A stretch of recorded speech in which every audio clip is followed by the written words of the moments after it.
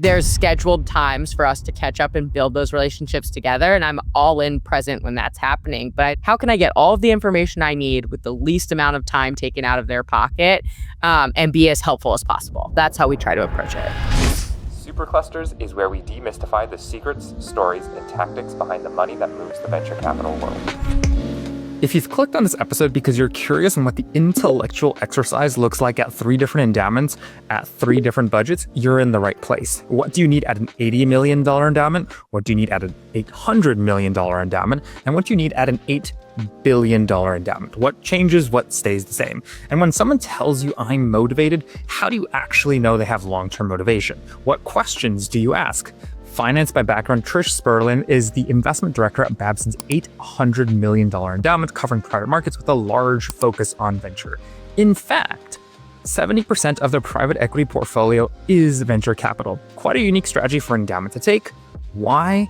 An endowment is required to provide, in this case, the university money every single year, anywhere between 5% to 60% of a university's annual budget. And to invest in an illiquid asset class, aka venture capital, that doesn't return capital until a decade later, if not longer, takes courage. Courage gained from not only being well-versed in the space, but also being the #1 in the world when it comes to entrepreneurship education. This is the episode of what intestinal fortitude looks like at one of the most active investing institutions in America. So without further ado, the amazing, the curious, the only Trish Spurlin. That's far too kind. Thank you very much, David. I'm honored to be here, and this is going to be so fun. So maybe to start things off, what was your foray into lacrosse? Because you also did track. Yes. I played lots of sports until I got to college. So I did track, I did field hockey, I did lacrosse, and I also played a year of ice hockey, which was really tragic. I was tragic. The team was great. I started playing. Tell me more. You can't say you were tragic and just stop there. So my high school had a women's ice hockey team, and I didn't really have a winter sport. So I had played basketball in middle school, also tragic. I know we've never met in person, but I'm like 5'3.5". I was not built to be a basketball player. I thought you were 7 feet. Like, I come off that way. I have a big personality. But so I kind of didn't know what I was going to do in winters, and I had to find a sport to play in the winter because otherwise you have to do lacrosse pre-training, which is really horrible. And so I signed up for both track and ice hockey and thought like, well, I play field hockey. I'll probably be really good at ice hockey.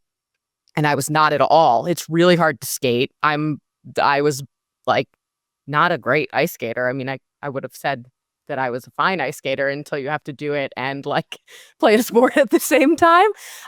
So I ended up being put in as the goalie, which I was terrified of the puck. So it was just really like not for me. I played one season and then I committed to do track the rest of the time. But so that was my ice hockey career. And track was just natural. It was kind of like, it was like lacrosse without the stick part. And so I ran, the all the long stuff, 4x4, 4x8, the mile. Actually, if I remember correctly, for the 800, I believe this is 04, you ran an incredible 2:47.80 that still stands as a timeless record at your school. Is that true?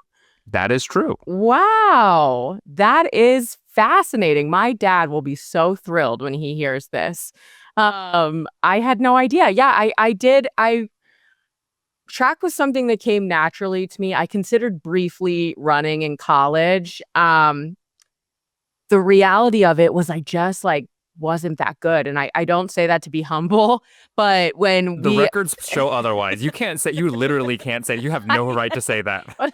I don't think the high school that I went to had a really strong, now they probably do. So no shade to them. But I was one of the first people from my school to go to states, and I went for the mile and the 4x8. And I remember when I ran the mile, it was the fastest mile I ever ran. It was like 5 minutes and 58 seconds. And I thought I was so fast. And then I was in 8th place. And I was like, this is just not my sport. I'm going to die. Who the hell is running? I know they were under 5:58. so much faster than me. And so I I mean, it was something I enjoyed. That's crazy that my record is still there at my high school. That's really funny. But it was definitely like I was I guess like you could say like a big fish in a very small track pond. It's not as impressive as it sounds. Question for you, as we've pre-established, as a track star who's done amazingly well. Let's be real, you went to states, right? You're one of the first to go to states, if not the first for a very long time, which still today stands as like a timeless record at Archbishop Spalding.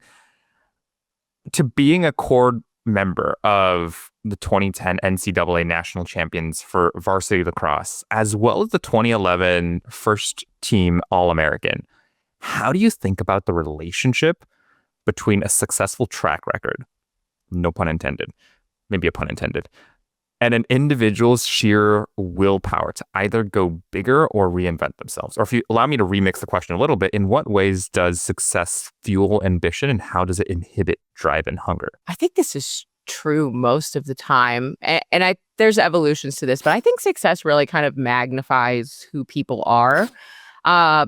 There's plenty of GPs, I think, who are incredibly successful, but they have this sort of will to win. It has nothing to do with money, right? They just love innovation. They love being the person that found the next best thing.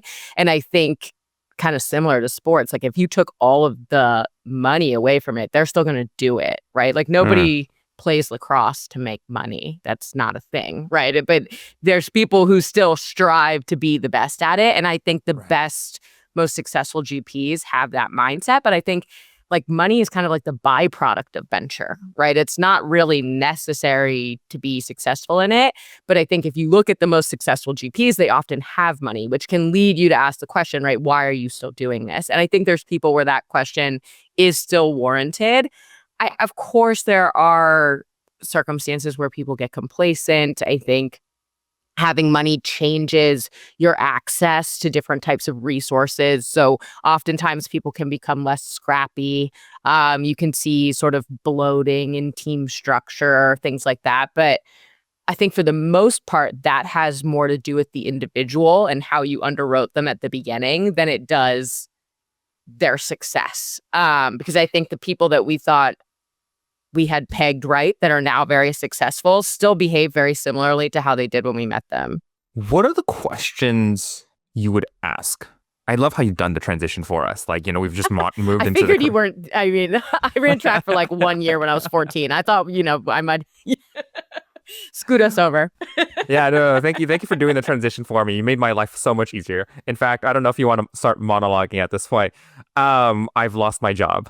AI can replace me. What questions do you ask GP to understand? Because there's always the pretense. They're always going to tell you, do you still have motivation? Of course I have motivation. Like they're not going to tell you, like, I wouldn't say they're lying to you. They might actually believe that in the moment, but how do you yourself underwrite someone's long-term motivation? I think it's difficult. And we don't get it right every single time, but I think you have to look at them as a person and then at the firm as a whole. So in addition to understanding what they want to build with what they're putting in front of you, right? No one comes to you and says like, I want to build this and then I'm going to make $1 billion and, start behaving badly and buy a yacht and disappear, right? That's never going to happen. And so you have to think about like, okay, what are they saying they're going to build? What does their past history look like, right? I mean, a lot of times people who are looking to build a fund have done things before, right? Internally, we say like, have they done cool stuff? And so, what have their transition periods look like, right? A lot of times when people do really cool things, there's 2 or 3 years after where they just don't really know what to do with themselves. And that's very normal, right? You see that with Olympians, you see that with astronauts. Like, I think, so talking to people they've interacted in that time frame with and understanding how they got to this decision is often very telling, right? I think the worst stories that we hear, and not thinking of anybody in particular, this happens quite frequently. People say like, oh, well, all my friends say I should start a fund. It's like, that's a terrible answer, because it doesn't give me any sense of what your purpose is. Whereas, we've had other GPs, we have are very close with some guys that came out of Facebook several years ago. Like, they didn't need to do something new, but they love innovation and they love the ecosystem and they want to help other entrepreneurs. And like, if you said, no, we're not giving you any money, they're still going to do it every day. And that becomes very clear. You just have to ask the right questions. And I think that looks like, why are you doing this? What is your goal? What does a successful firm look like to you? And then the other thing that we like to do that is probably somewhat controversial, but understanding people's personal lives is helpful as well, right? Like, I think how somebody builds their family and treats the people in their lives says a lot about what your business partnership will be like. That's not to say that you have to like live in a house with a wife and a picket fence and 2 dogs to be a good investor, right? But we just It's like oddly to specific. just trying to think of like what the like Leave It to Beaver picture is like. But I think, just like getting your arms around, are they a good person outside of this, is important to us. How much of all this is questions you would ask and they would respond verbally? And how much of this is you've just got to show more than tell? Probably 50-50. Okay. We're always going to ask the question just because I think it's fair to give people the chance to say what they think, right? Or what sometimes it's like what they actually believe, like I don't think most people don't have malintent in terms of, I think most people like to believe that they're good people and trustworthy. I don't think a lot of GPs are out there trying to deceive LPs. I think what the show me rather than tell me piece comes in is on book and off book referencing. There's I think it's gathering many perspectives to form our own, right? We can't just take the one GP perspective. And it's not that we don't trust them and it's not that we don't believe what they're saying. It's just that the world is more complicated than that, right? So how can we understand how they're perceived in the context of the venture ecosystem? That helps us understand, do founders want to work with them?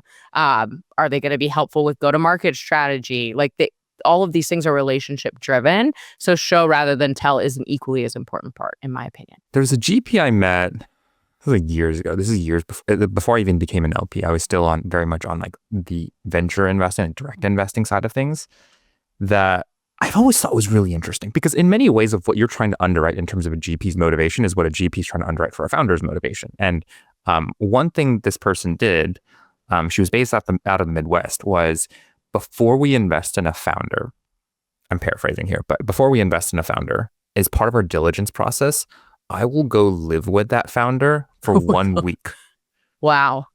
And there are things you would learn about a founder by just living under the same roof as that person. And sometimes, and I thought it was kind of bizarre in full transparency, and sometimes she would like live with the founder's family. So the founder had like a wife or a husband or like, kids. Like, she would just be there in like a guest bedroom or whatever else it is. And she would just like experience everything that the founder was going through on a daily, minute by minute, hour by hour basis for a week, which I thought was really intense. So the question back to you is, what are the great lengths that you might have gone through or you've seen other people go through to understand the show more than tell piece of this?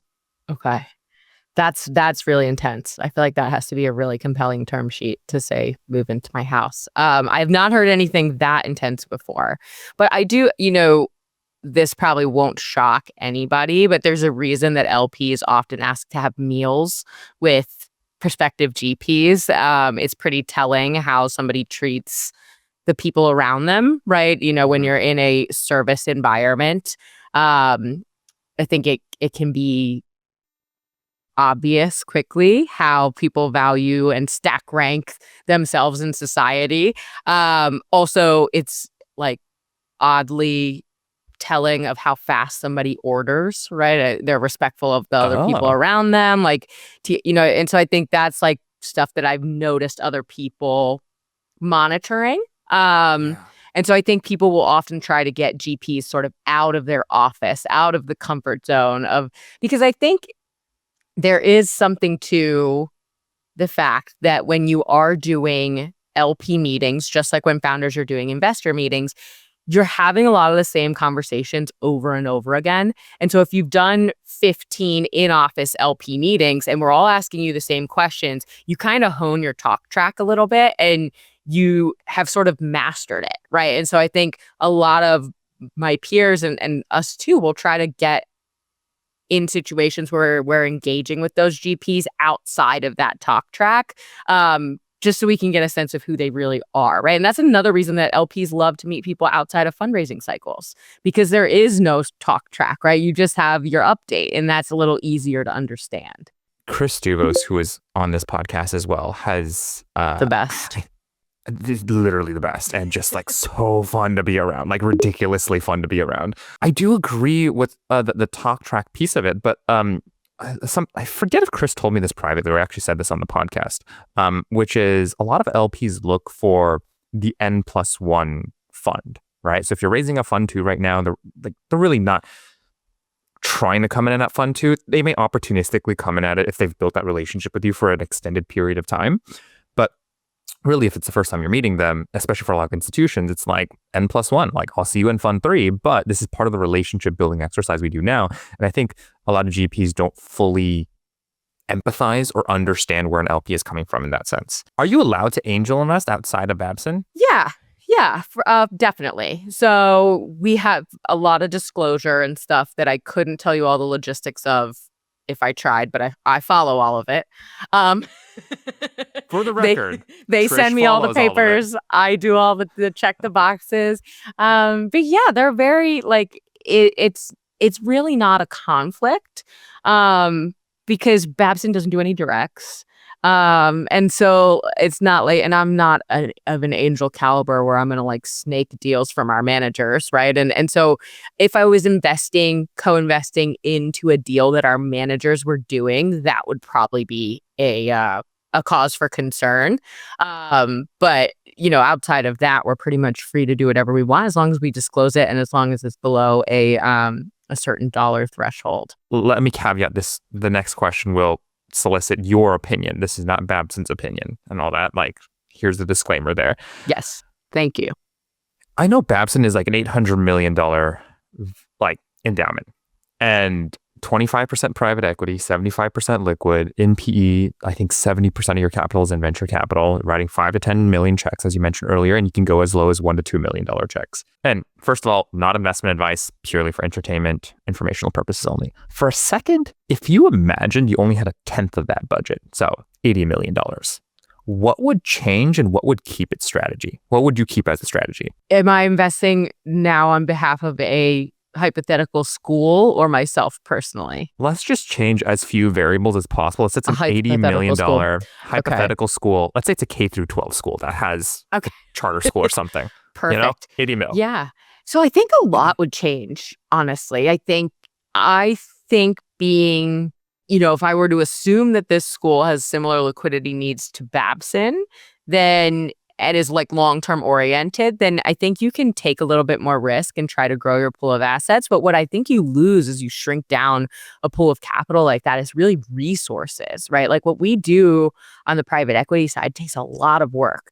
That is my sole focus and my teammate Luis's sole focus, right? Like we're responsible for organizing the total endowment, but we only spend time on sourcing PE and venture managers.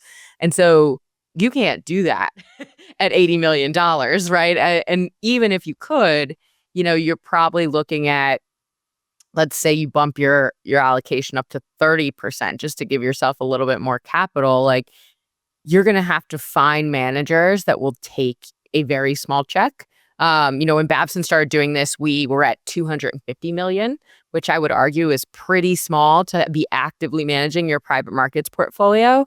I think what would change at 80 million is we'd probably go with someone like a TIF or like an outsourced CIO for the privates, Totally. Someone who's really good at it, right? And then I think continue to use a consultant for the other asset classes. And then ideally you put in place like a really good board who can steward those privates as they evolve, right? And hopefully you can continue to build your allocation. I mean, that is how Babson has built most of our AUM. We have a fantastic advancement team who, and wonderful alum who donate and support the school. But most of our appreciation has come through like supportive public performance and really strong outsized venture returns. And so I think if you were going to try to do that with $80 million, you'd have to pick an expert and kind of count on them. I don't think you could do it independently. What would you say the threshold is between when you should hire a consultant or advisor, an outsourced CIO, to when it makes sense to manage it in-house and have a dedicated team member to manage that portfolio? Oof, this is such a hard question. We talk about this a lot at Babson because we have a very unique structure still, right? We work with a consultant for all of our asset classes that are not private equity. And we have a really unique alumni base because you can only get a business degree from Babson. So we're pretty fortunate in that like a lot of our board and alum are very sophisticated. I think a lot of schools have alum that are sophisticated in other ways, but aren't necessarily qualified to run their investment committee board. So with those two kind of variables or privileges in mind, I think, there is an element of comparing your consulting fee to what it would cost you to have an internal resource. For example, on our end, our consultant manages all of our public equities. They do a great job. The schools continue to perform really strongly. There's not, at this point, not a clear reason to change, right? We're like, this is working. Why should we stop? On the private side, I think where we saw a clear advantage was our alum had really unique access based on their backgrounds, and could get us into, like early blue chip funds 15 years ago that most people couldn't get into. And so it made sense to shift that. And so I think if you ask most LPs, and I think I would fall in this bucket, is like once you hit $1 billion, you should probably consider having some sort of internal team, just to mitigate risk. There's audit risk involved when you have such a small number of people managing a huge pool of capital. And so like it's going to differ for everyone. That's probably a good benchmark. But there's some people who I might pose the argument like never should bring privates totally in-house if they're using a set of experts who are generating really high quality returns for them. That it's a very difficult skill to learn. And so I think that's why those fund of funds and OCIOs exist. So I think you have to be honest with yourself is like, can I do this better? Not to say that we can, but like we took a bet on ourselves, right? And so I think that's the tough question you have to be able to answer. But I do think like $450 million and below, it's, unless you have a very unique set of circumstances, like there are people who do this really well that you can work with. And it's also, to add on to that point, at least what I've seen, not just black and white. It's not like you do it or an OCIO does it. Correct. It's not just like you do it or an advisor or a consultant does it, right? There are times when I see, this is, I've had this conversation with a couple of single family offices where they'll have a proportion of their like portfolio managed by a multifamily office or an OCIO kind of thing. But the current generation just wants to get more involved in privates. They want to learn more. And so they'll carve out maybe like 10% or 20% of that like private portfolio to just be like, I'm going to play around with this for a while and I'm going to see what I can learn. But the vast majority of the returns are still with someone who has a track record of delivering. I mean, there's no consistency in performance in venture, at least. But to the best of their ability, somewhat of a consistent performance. And so there are two ways to it, or there are multiple ways to it. Absolutely. I think it depends on your goal too. Like for a family office, that's an incredible use of resources for someone to learn a new skill and like explore learning something. You wouldn't do that at a pension, right? Because like it's, so it's just, and there are pensions who have internal teams that use multiple fund of funds and OCIO and consultant, right? So I think that it's all dependent on the needs of the organization and the skills of the person at the head of the organization to recruit the right talent. I 100% agree. All right. So to take one last part of this exercise. So we took like, the $800 million endowment down to an $80 million endowment, let's say for a K through 12 charter school and all that. Let's go the other end of the spectrum. Okay. You 10x that. You have an $8 billion endowment. What would you say would change and what would hold its course? I think what changes is probably your asset allocation becomes a bit more granular, right? Like right now for us, private equity is a giant bucket. Everything VC private equity swims around in there. I think if you have $8 billion, you're probably a little more clear on like, I want X amount in early stage VC, I want X in late stage, I want X in growth equity, and X in buyout of these types. I think we also probably expand the number of assets in general that we have, right? Babson has a pretty straightforward asset allocation, right? We're not like, we don't do any natural resources. We're not doing crypto. Like we're sort of like, keeping it as simple as possible. And so I think that probably starts to shift a little bit, right? Like we don't have a ton of hedge funds. We probably would expand that, look at a little more real estate. Like I think that type of thing changes. In terms of what changes in venture specifically or in private equity specifically, I think, you have to start to evaluate what you want your portfolio construction to look like. I think that our portfolio construction performs best when it's somewhere between 15 to 20 managers.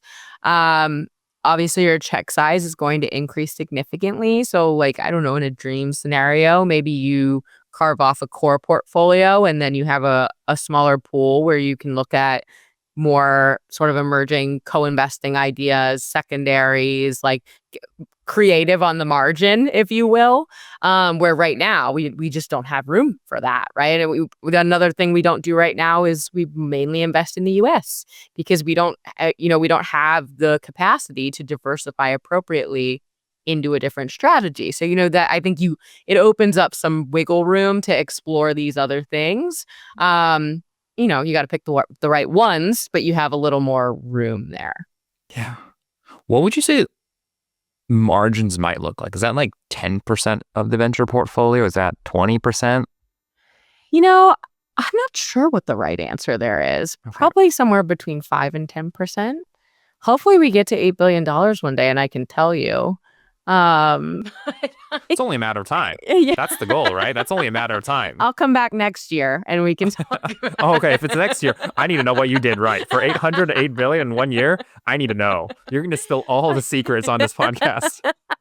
Yeah, I'm not sure. I think it probably depends on like, and the other thing that's interesting is, and obviously this is a hypothetical school and not Babson, but like if it has expanded the endowment to $8 billion, like what's changed at the school, right? Like right now we support 2,500 students. Like $8 billion for 2,500 students is a lot of money. So like, I think it would probably adjust some of the liquidity parameters as well.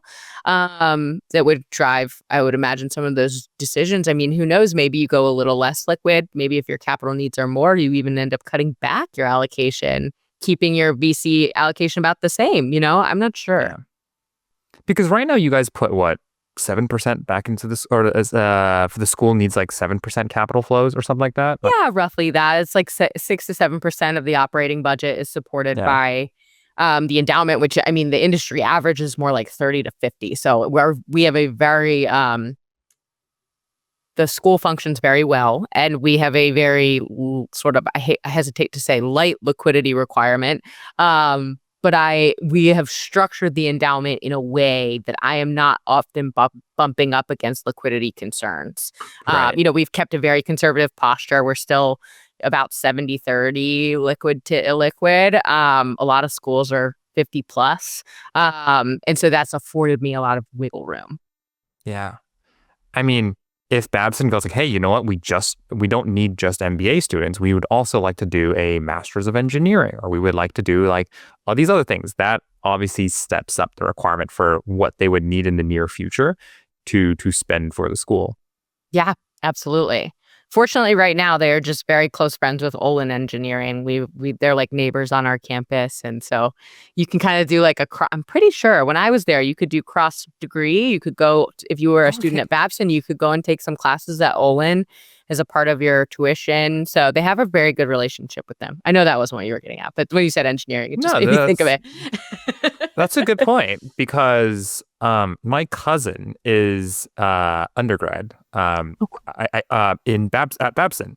Oh, I didn't know that. That's awesome. Yeah. So like I have, and I think you guys have a pretty cracked swim team as well. And so he's also involved there. And so I've heard about these Babson things as purely as a function of family gatherings, Thanksgiving, Christmas, those kinds of times. And you said a lot of folks to Wall Street. Yes. Yes, indeed. There's a lot of people on Wall Street, a lot of investment bankers, a lot of LPs, a lot of accountants, big KPMG type feeder. Yeah, very sharp. I would have never gotten into Babson undergrad. The students that are there are really incredible. I mean, I was looking at my, what do they call it? My cousin's college app when he was applying to school. I was looking, I was like, oh man, I'm glad I'm not applying these days to school. Same. It's really impressive. It's not be the most jarring transition I do. And for the last couple of weeks, you wrote a post not too long ago at the time of this recording. Actually, no, I think you'll remember this because it was yesterday. Oh, okay, cool. Yeah. You'll be good. Where you asked your LinkedIn followers, what questions are you asking to get to the heart of team dynamics? Yes. So to flip that question on you, because I don't think you really answered that question in your own post because you're kind of posing this for the crowd, what questions do you ask to understand the real reason why, and this is the context of the post itself, but why a senior partner might leave? So we try to start with, this isn't going to be super creative, right? But I think you try to start by just being very direct. Tell me what's going on. Tell me your side of the story. Tell me their side of the story. What's happening? How long has this been going on? I think that's the first thing, is getting some sort of benchmark, whether if you don't have it yet. Sometimes LPACs and LPs are in the loop on these things. Just sort of help me understand, right? And I think what we try to do is never put somebody on the defensive, right? Most people aren't blowing up their funds senior team for no reason, right? And so understanding here's the lay of the land. Whether or not we agree with it is a problem for later, right? But let's understand. And then I think something else that is really helpful is we'll try to catch some of the junior team members. What's it been like here for the last couple of months? How are you feeling? How would you describe the culture in one word? What do you wish you had available to you? That tends to be pretty illuminating. And then the other thing we'll ask is hey, can we talk to them? And sometimes it's yes, sometimes it's no. Fortunately, Babson has not had very many partnerships that have disintegrated or changed, I'll say, rather more positive term. But what a harmful term, disintegrated. I'm just imagining a laser really beam that's pointing. Sorry, everyone. I meant changed. And so we fortunately haven't had to deal with this too much. And most of them have been very well planned and communicated. And people have been very open. Yes, please go ahead, talk to them. And I think that has helped, right? All of those people we're still partners with. So I think it's I like to ask really thoughtful questions, but I think there's a time and a place for being overly creative, right? If you, especially I think when people are involved, the best thing you can do is just ask what you want to know. And then the onus is sort of on you from the information that you gather to whether or not you agree with the answers you received. It also requires a lot of trust in that relationship to do so, because I imagine not every LP can just when something happens and let's say a GP has 40, 50 LPs, be hey, you know what? Tell me what's going on. And I imagine, maybe there at some point becomes a pre-rehearsed answer of this is what went on, yes, which is highly likely. But I think everyone gets a different version depending on your level of trust with the GP. If you're calling the GP every other week and you're texting about family and you're texting about what are the kids doing, you have this level of rapport, there's a higher likelihood of candor in that relationship. What do you do that helps establish that level of candor even before, hoping this never happens, but before something like this could happen? I think it's understanding I'm going to say understanding your role, which sounds dismissive of LPs, and I don't mean it to, but like there are different GPs in my portfolio that need different things from me. There are GPs who are extremely experienced who, are great to talk to me 2-3 times a year. They'll call my cell phone if they have some glaring question. And the best thing I can do to be a partner to them is trust them, support them, reference for them when they need.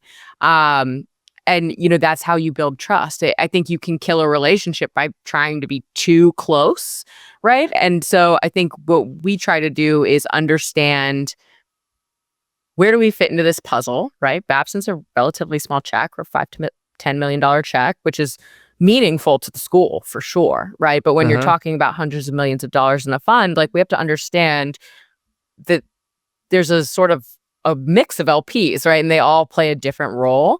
And so we try to be really clear on what that role is and then do that to the best of our ability. I think the other thing that we do or try to do really well, I really try to instill this in my team and practice it myself, is like not overreacting. If you want to be told things when they aren't going well, you can't freak out when somebody tells you something that's not going well. Right. No emails in caps, no yelling. Like, take a moment to digest what you're being told. You are collecting information.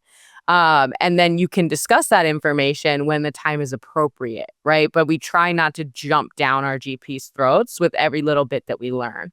And so I think that's a way that we've built the trust, that they know they can come to us and say, like, hey, this is what we're dealing with.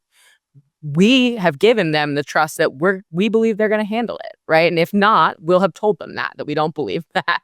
And so, like, I think it's an open line of communication and then really practicing that. I think a lot of people say these are relationships built on trust, but trust means that, like, you believe the other person is going to figure it out and they believe they can tell you it without you trying to intervene. Yeah. It's a really fine line to do. And I love something you brought up earlier, which is, and not the exact words you use, but if you over-index on, like, over-optimize for just building the closeness of a relationship, you can turn a GP off. Like, and just like, you're in my inbox every single day. I've got other things to do. Right.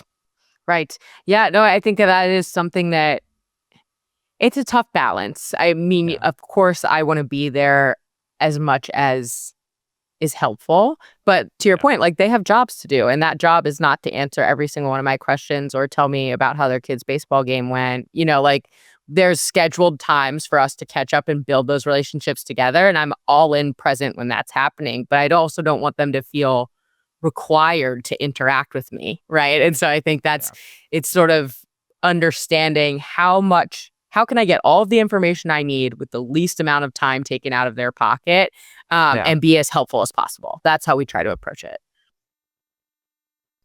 It's a good framework. That'll probably go in the hook at the beginning of this podcast episode. Nice. Just dropping rap lyrics here. I love it. Question for you, because as you're talking about these things, it seems in many ways you're using the word you, like me, like Trish, interchangeably with Babson. And I'm curious for you, when does it differ? Like, when do the opinions and the paths diverge? And we'll start with that question first. Yes, all the time. Hopefully that doesn't sound bad. I know you said that a lot of people who listen to this podcast are sort of emerging allocators. And I think something that took a little bit of time for me to get my head around when I first started in 2020, and I was very fortunate to have people on my committee who sort of coached me through this, is like, I think when you take a new allocator job, right, you have your brand as you as a person, and then the institution's brand. And you also have your tastes and investment preferences and the institution's goals and investment preferences. And it takes a little time to learn this one, right? So I've been at Babson long enough now that I can do it easily in my head. But I think, just as an example, like, I think if you talked to anyone at Babson, they would tell you I have a very high appetite for risk. I'm fortunate to be at a place like Babson that's very creative and innovative, but there's a lot of times where they're like, this is not the risk we're in the business of taking, right? So I think this is something that took a lot of practice for me when you're training that muscle of, like, quick filter. It's very easy for me to quick filter what Trish Spurlin likes, but you have to learn to filter what is also right for Babson. That's like the second layer. And that took me a while. I mean, honestly, the only way to do it is to bring stuff you're excited about and have people tell you no. Like that was how I learned. And I feel like we're in a good place where I can look at something and know right away whether or not it's worth Babson spending time on.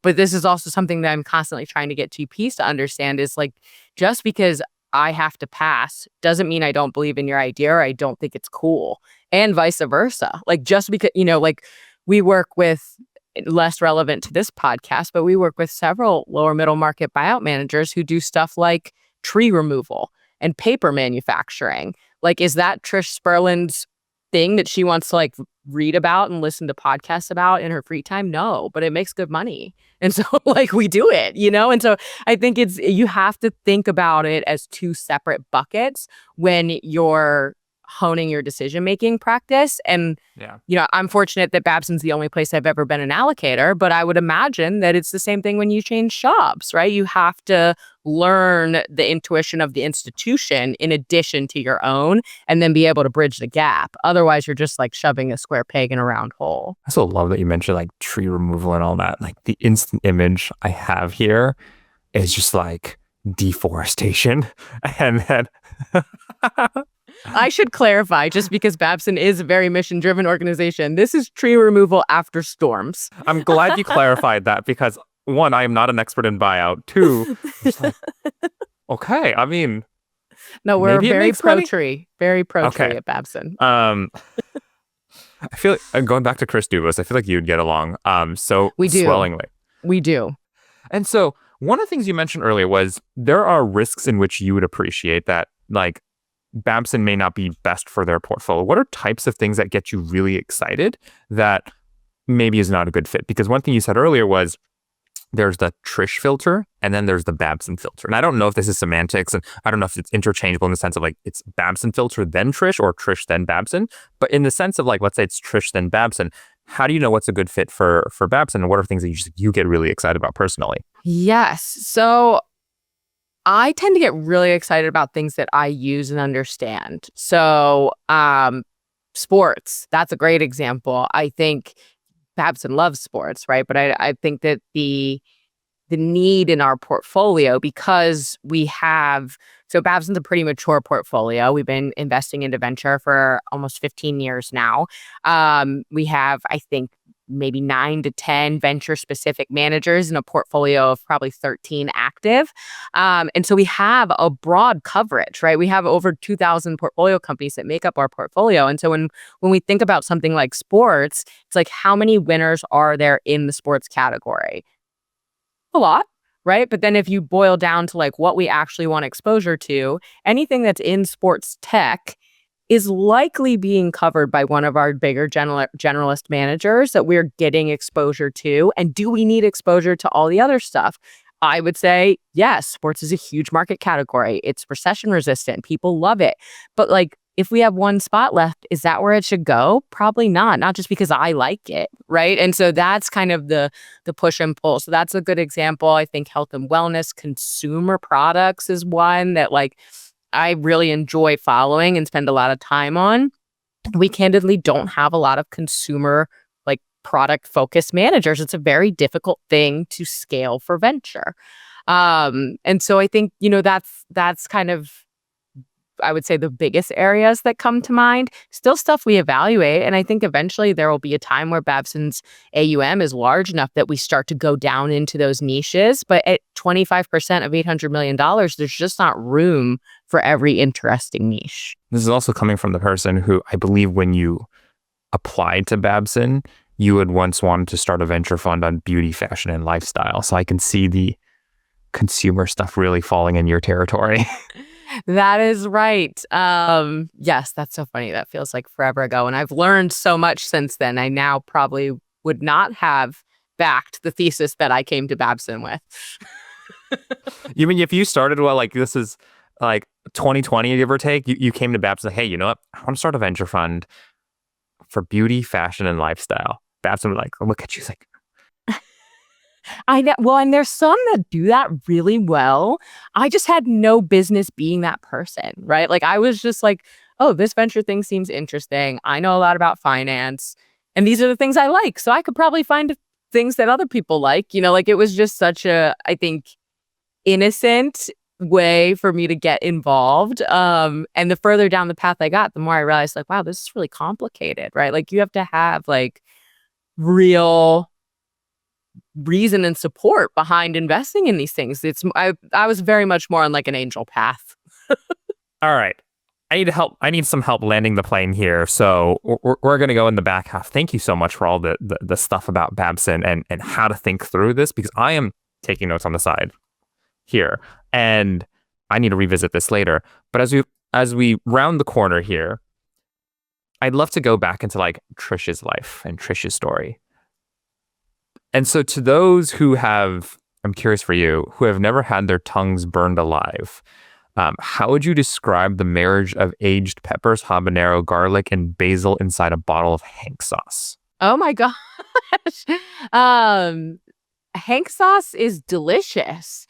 It's like really not that spicy. I am not. So my husband is the type of person who will eat something spicy. Like I'm not even sure he's enjoying it. He just wants to have eaten it.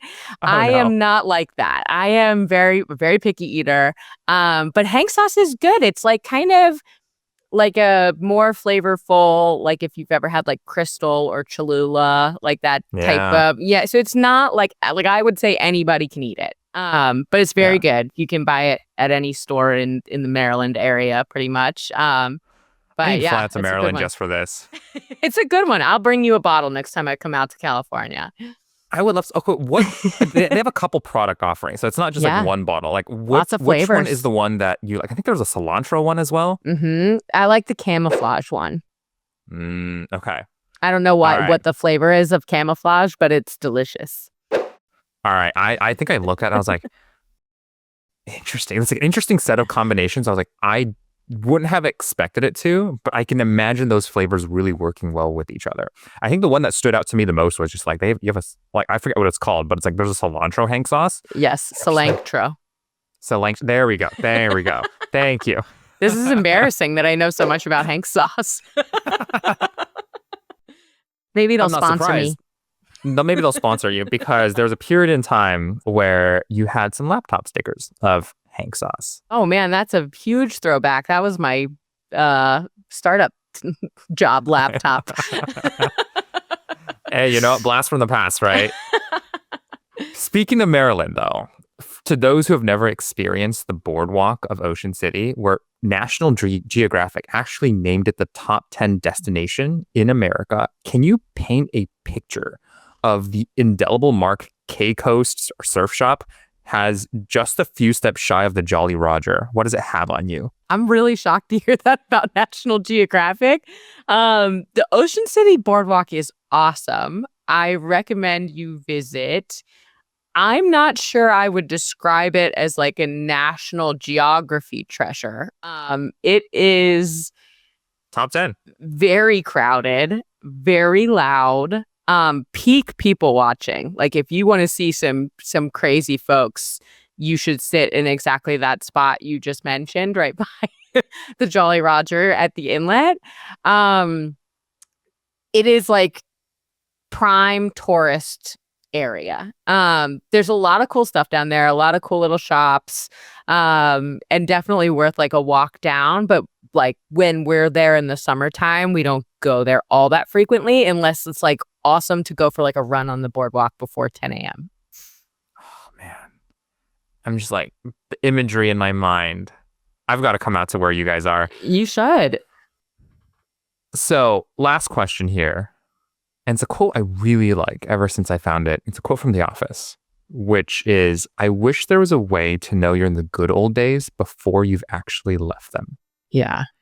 And with all the doom and gloom that surrounds us today, what are reminders that you keep close to your heart today that we're still in the good old days? Like personally or in venture capital? Personally. Oh man, my life is, I mean, I hate to be this person, but like my life is really awesome. Like I feel like it's It's easy for me to remember that. Like, I have great friends. My job is super interesting. I get to talk to fun people like you. You know, we live in the mountains in New Hampshire on a lake. There's always something to do here. I think it's just a matter of like appreciating what's around you. I think that the good old days it's like when you're hustling to get to the next thing that you lose sight of that. And so I feel like for me personally, it's just remembering that like 5 years ago, even when I came to Babson, I would have been thrilled to even have the chance to do like one of the things that I get to do today. Right. And so that's a win. That's what, so I think keeping that in mind makes it easier. Plus, it's just more fun. It's tons more fun. Who knows? Like, you might have done the beauty lifestyle kind of I'd be in the fundraising slog. This time of year around when consumer is not in vogue, that'd be an interesting time to be fundraising. Trish, thank you so much. This has been so fun. And I just want to thank you for sharing all your insights and your stories with us. Thank you so much for having me. This was wonderful. And you're so easy to talk to. It takes two to tango. Well, until the next time, Superclusters, we'll see you soon.